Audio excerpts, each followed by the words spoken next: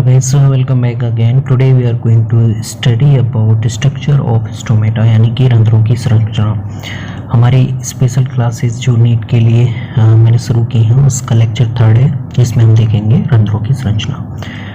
Basically बात करें stomata का फंक्शन होता है आपकी गैसियस एक्सचेंज करवाना, साथ में ही ट्रांसपिरेशन वाष्पोत्सर्जन में हेल्प करवाना।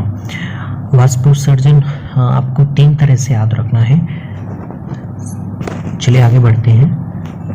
वाष्पोत्सर्जन तीन तरह से आप देख सकते हो। एक होता है स्टोमेटा से, दूसरा होता है क्यूटिकल से, थर्ड होता है आपका लेंटिक्युलर ट्रांसपिरेशन जिसे बोलते हैं वातरंध्रों से, लेंटिक्युलर। ठीक है, स्टोमेटा से वाष्पोत्सर्जन के 80 से 90% कवर करता है, जबकि क्यूटिकल होती है जो चमकीली सतह होती है एपिडर्मिस पे, उसे क्यूटिकल बोलते हैं। उसके द्वारा जो ट्रांसपिरेशन होता है, वाष्पोत्सर्जन होता है, वो 9% तक देखने को मिल सकता है टोटल वाष्पोत्सर्जन का।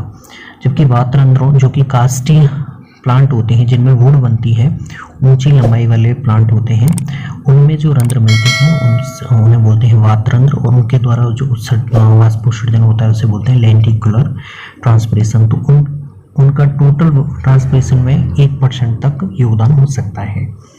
ठीक है, तो यहाँ पे एक बेसिक सा आपने देख लिया। अब हम इसके स्ट्रक्चर की बात करें स्टोमेटा की, तो ये एक बेसिक हमारा स्ट्रक्चर देख सकते हैं। स्टोमेटा ये आपके मैंने नॉमिनेट किया हुआ है, जैसे ये स्टोमेटल पोर है जिसे रंध्रीय छिद्र बोलते हैं। इससे कवर करके रखती हैं आपकी स्पेशल एपिडर्मल सेल जिन्हें बोलते हैं गार्ड सेल्स, या फिर उन्हें रक्षक कोशिकाएं, या फिर इन्हें बोल सकते हैं द्वार कोशिकाएं। ठीक है, और इन द्वार कोशिकाओं की एक स्पेशलिटी होती है कि ये दोहरी भित्ति की बनी होती है। आंतरिक भित्ति होती है वो कैसी होती है इनकी, वो नॉन इलास्टिक होती है, नॉन इलास्टिक होती है। ठीक है, क्यों होती है? अप्रत्यास्थ क्यों होती है? थिक होती है, बहुत ही मोटी होती है, क्योंकि इसमें सेलुलोज जमा होता है। अधिक सेलुलोज की मात्रा के जमने से ये थिक और नॉन इलास्टिक हो जाती है। जबकि बाह्य भित्ति होती है ये वाली भित्ति कैसी होती है? ये थिन होती है और इलास्टिक होती है। ओके, तो ये जो कंपैरिजन है ये आपको पता होना चाहिए। बाहरी भित्ति ये कैसी है? थिन है और इलास्टिक है, जबकि आंतरिक भित्ति वो कैसी है? थिक है, मोटी है और नॉन इलास्टिक है, क्योंकि उसमें सेलुलोज अधिक जम रहा है। और थिन होने की वजह से आपकी जितने भी अपर्चर ओपन होता है, ये छिद्र बंद और ओपन होता है, उस टाइम सबसे ज़्यादा मूवमेंट वो बाहरी भित्ति के द्वारा किया जाता है। ठीक है, अब इसमें आपको माइटोकॉन्ड्रिया भी मिल सकता है, साथ में क्लोरोप्लास्ट भी मिल सकता है। इसकी वजह से यहाँ पे फोटोसिंथेसिस भी होता रहता है।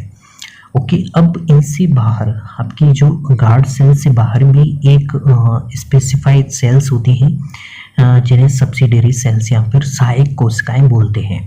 ठीक है, अब एक इनकी जो आकृति है आप देख सकते हैं, जो द्वार कोशिकाएं जिन्हें हम कौन सी सेल्स बोल रहे हैं? गार्ड सेल्स, रक्षक कोशिकाएं बोल रहे हैं। उनकी आकृति कैसी होती है?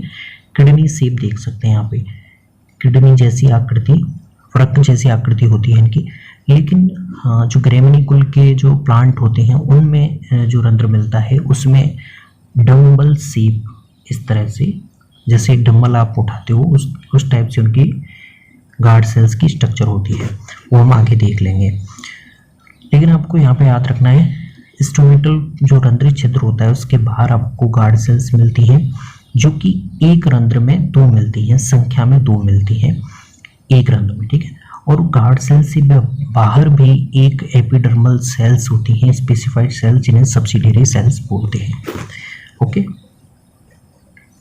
अब देखिए ये स्टोमेटा ओपन है, इसमें देख सकते हैं जो छिद्र है वो बहुत बड़ा है, और ये आपकी गार्ड सेल्स हैं जिसमें आप देख सकते हो ये क्लोरोप्लास्ट है, इसके द्वारा फोटोसिंथेसिस किया जा सकता है। इनका सेल्फ न्यूक्लियस मिलता है, और आउटर और इनर वॉल भी देख सकते हैं। अंदर वाली थिक इनर वॉल है, यानी कि मोटी है सेलुलोज के जमा होने से, जबकि बाहर वाली कैसी है? पतली है।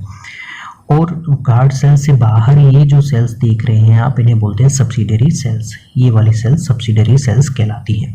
क्लोज होने पे आप देख सकते हैं अपर्चर जो इनका छिद्र है वो कम हो गया, रंध्रीय छिद्र है वो कम हो चुका है। अब इन तीनों को मिला के यहाँ पे इसे स्टोमेटल एपरेटस बोलते हैं। रंध्रीय छिद्र, गार्ड सेल्स और सब्सिडरी सेल्स, इन तीनों को मिला के रंध्रीय उपकरण बनता है।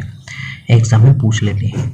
ये ग्रेमिनी कुल जो घास कुल के सदस्य होते हैं उनके प्लांट में ये जो गार्ड सेल्स हैं इस तरह से मिलती हैं डम्बल शेप्स में, ठीक है,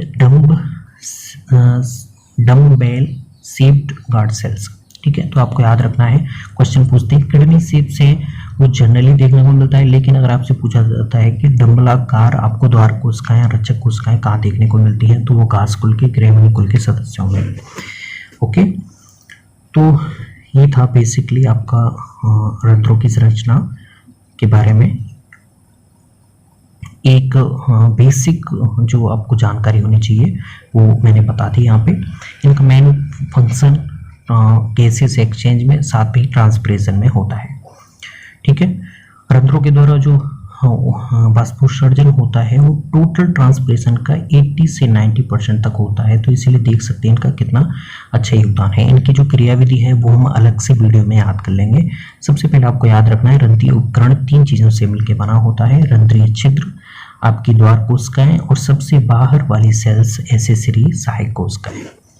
ओके, और नॉर्मली आपकी जो द्वार कोशिकाओं की आकृति वो वृत्ताकार होती है, लेकिन ग्रेमिनी कुल के सदस्यों में उसकी आकृति डम्बलाकार होती है। This will be all for our stomatal structure. साथ में ही एक चीज़ मैं आपको बताना चाहता हूँ यहाँ पे, जो आप पढ़ते हैं संकन स्टोमेटा, संकन स्टोमेटा जो जीरोफिटिक प्लांट में मिलते हैं, यानी कि धसे हुए रंध्र, उनमें क्या होता है, धसे हुए रंध्रों में एक स्पेसिफाइड कैरेक्टर होता है। जैसे कि आप देख सकते हैं यहाँ पे जो गार्ड सेल्स हैं, गार्ड सेल्स की कवरिंग में आपके पार्ट्स में आपकी सब्सिडरी सेल्स मिलती हैं, लेकिन वहाँ पे क्या होता है, संकन स्टोमेटा में गार्ड सेल्स के ऊपर आपकी सब्सिडरी सेल्स मिलेंगी, ये ऊपर ही सब्सिडरी सेल्स मिलती हैं। ये सब्सिडरी सेल्स है सहायक कोशिकाएं, ये कैसी हैं आपकी रक्षक कोशिकाएं। तो पत्ती की सतह पे नहीं होकर रंध्र है वो धसा हुआ है, किसके नीचे, सहायक कोशिका के नीचे धस गया है, इसीलिए उन्हें धसे हुए रंध्र बोलते हैं, संकन स्टोमेटा बोलते हैं। तो ये आपकी जीरोफिटिक प्लांट में अगर कभी भी पूछा जाता है संकन स्टोमेटा कैसे होते हैं, तो उनमें सब्सिडरी सेल्स कहाँ होती हैं, इस तरह से नहीं होगी, इसमें चारों तरफ से कवरिंग नहीं करके उसमें इस तरह से होंगी ऊपर की तरफ, तो इसीलिए रंध्र पत्ती की सतह पे नहीं होकर धसा हुआ होता है। तो ये था हमारा पूरा रंध्र की संरचना के बारे में टॉपिक। आगे हम इसकी क्रियाविधि और कई सारे टॉपिक्स पे बात करेंगे। So thanks.